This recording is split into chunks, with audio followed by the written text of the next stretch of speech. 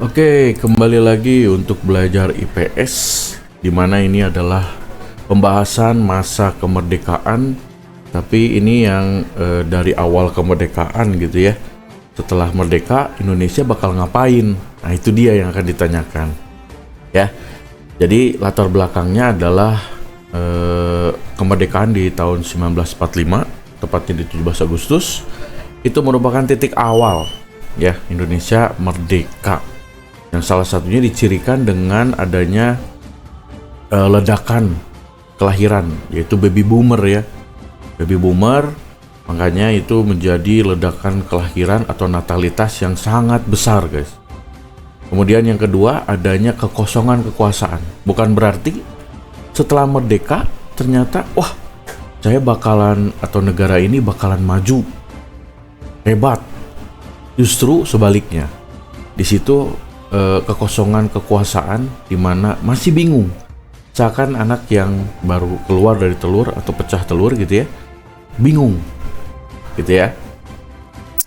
Kemudian ada 5 peristiwa penting yang ada setelah masa kemerdekaan ini. Apa aja? Nah, ini adalah persiapan kemerdekaan yang pertama kali ya, adanya Kuniaki Koiso, di mana ini adalah salah satu jenderal yang paling ditakuti juga ya, memberikan kepercayaan kemerdekaan ya kepada Indonesia, yang menjanjikan janji-janji manis ya untuk Indonesia segera merdeka.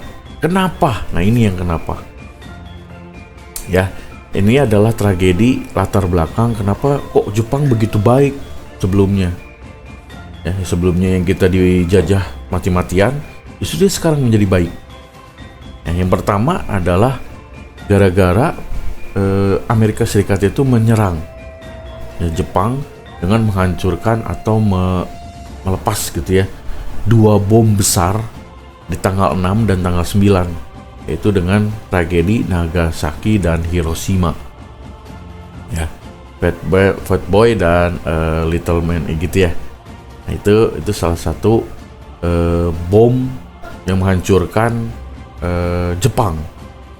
Tapi ada juga, jadi di tanggal selanjutnya itu akan ada kejadian bom juga, itu akan dijatuhkan di kota Tokyo.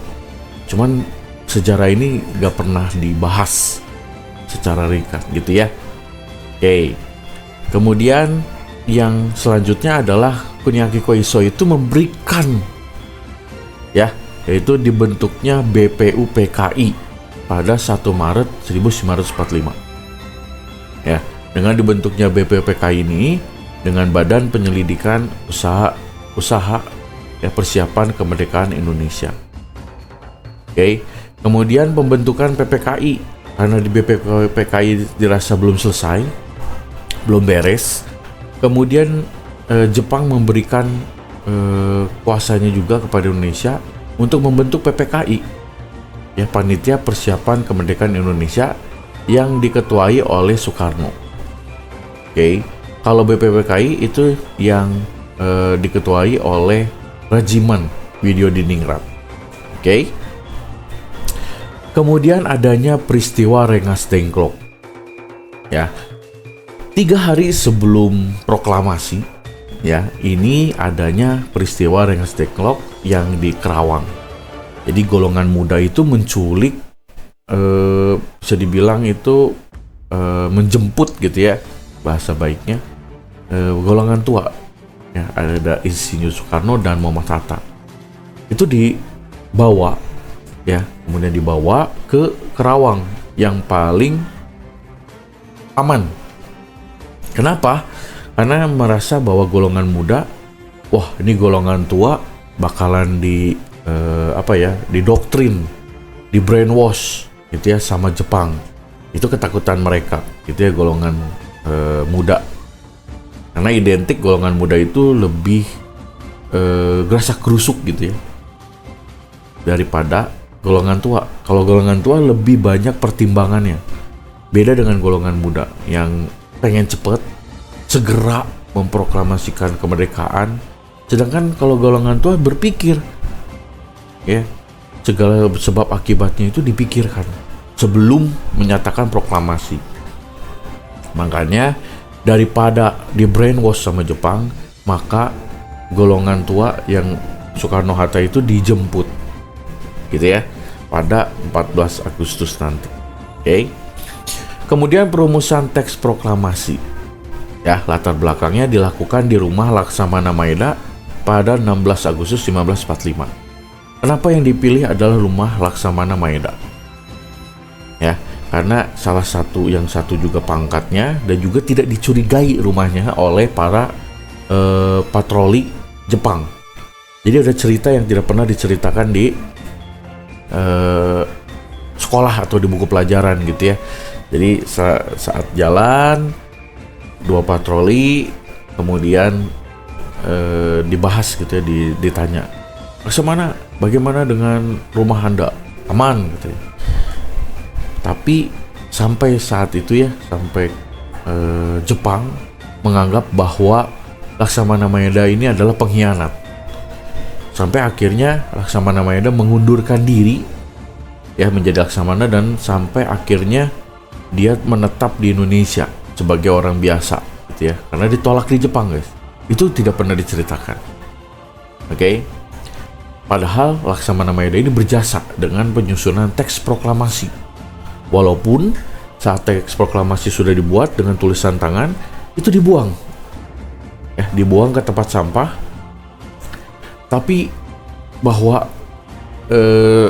kenyataannya gitu ya, Soeharto Melik itu mengambil hasil yang dibuang oleh Soekarno ya, kemudian diketik.